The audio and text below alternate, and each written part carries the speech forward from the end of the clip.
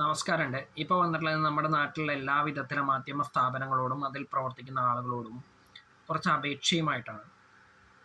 നമുക്കറിയാം, പാകിസ്ഥാൻ എന്ന് പറഞ്ഞാൽ നമ്മുടെ അയൽ രാജ്യത്തിൻ്റെ പിന്തുണയോടുകൂടി തന്നെ അവിടുന്ന് വന്ന ഭീകരർ നമ്മുടെ നാട്ടിലെ ഒരുപാട് പാവങ്ങളെ പഹൽഗാം എന്ന് പറഞ്ഞ സ്ഥലത്ത് വെച്ചിട്ട് കൊലപ്പെടുത്തുകയുണ്ടായി. നമ്മൾ ഓപ്പറേഷൻ സിന്ദൂർ എന്നുള്ള പേരിൽ അവർക്ക് പാകിസ്ഥാൻ മറുപടിയും നൽകുകയുണ്ടായി. എന്നാൽ നമ്മുടെ നാട്ടിലുള്ള പല മാധ്യമ സ്ഥാപനങ്ങളും ഇത് അവരുടെ റേറ്റിംഗ് കൂട്ടാൻ വേണ്ടിയിട്ട് ഉപയോഗിക്കുന്നതായിട്ട് ശ്രദ്ധയിൽപ്പെട്ടിട്ടുണ്ട്. അത് മാത്രമല്ല, അതിനു വേണ്ടിയിട്ട് അവർ പലരും വ്യാജ വാർത്തകളും തെറ്റിദ്ധാരണ പരത്തുന്ന തെറ്റായ വാർത്തകളും കൊടുക്കുന്നതായിട്ട് ശ്രദ്ധയിൽപ്പെട്ടിട്ടുണ്ട്. ദയവായി ഇത്തരം പ്രവണത ഈ അവസരത്തിലെങ്കിലും നിങ്ങൾ ഒഴിവാക്കണം. ജനങ്ങൾ നിങ്ങളുടെ അടുത്ത് വരുന്നത് അല്ലെങ്കിൽ നിങ്ങളെ ആശ്രയിക്കുന്നത് ശരിയായ വാർത്തയ്ക്ക് വേണ്ടിയിട്ടാണ്. നിങ്ങൾക്കത് ലഭ്യമായിട്ടില്ല എങ്കിൽ നിങ്ങൾ കൊടുക്കാതിരിക്കുക. അതല്ലാതെ നിങ്ങളുടെ ഊഹാപോഹം വെച്ചിട്ടുള്ള വാർത്തകൾ കൊടുക്കാതിരിക്കണം എന്നുള്ളൊരു അപേക്ഷയുണ്ട്. അത് മാത്രമല്ല, നിങ്ങളിൽ പലരും നമ്മുടെ രാജ്യത്തിൻ്റെ സൈനിക ശക്തിയെ തെളിയിക്കുന്നതിന് അല്ലെങ്കിൽ അതിനെ വിളിച്ചു പറയുന്നതായിട്ട് ശ്രദ്ധയിൽപ്പെട്ടിട്ടുണ്ട്.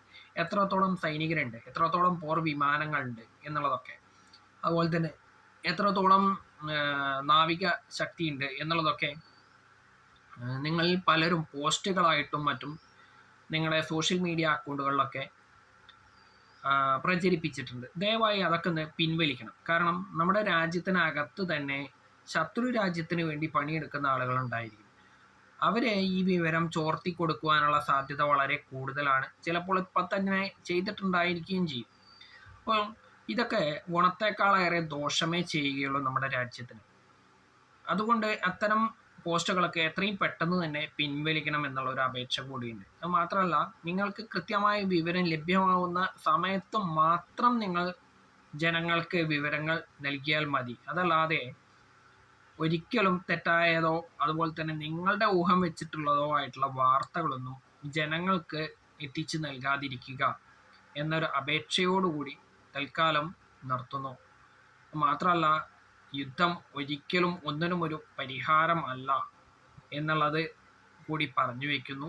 അതുമാത്രമല്ല, യുദ്ധങ്ങൾ കൊണ്ട് ഒരിക്കലും നല്ലതൊന്നും സംഭവിച്ചിട്ടില്ല എന്നുള്ളതും വസ്തുതയാണ് എന്നുള്ളതും ഒരു കാര്യം തന്നെയാണ്. പക്ഷേ യുദ്ധം ചെയ്യാതെ നിവൃത്തിയില്ലാത്ത ഘട്ടത്തിൽ, യുദ്ധം തന്നെ വേണ്ടി വരുന്ന ഘട്ടത്തിൽ യുദ്ധം ചെയ്യുക തന്നെ വേണം. പക്ഷെ ആ അവസരത്തിലും നമ്മുടെ രാജ്യത്തിൻ്റെ സുരക്ഷയായിരിക്കണം പ്രാധാന്യം. അപ്പം അതിനെ ഭംഗം വരുത്തുന്ന തരത്തിലുള്ള വാർത്തകളൊന്നും നമ്മുടെ മാധ്യമ സ്ഥാപനങ്ങൾ നൽകാതിരിക്കുക എന്ന് മാത്രമേ ഈ അവസരത്തിൽ പറയുന്നുള്ളൂ.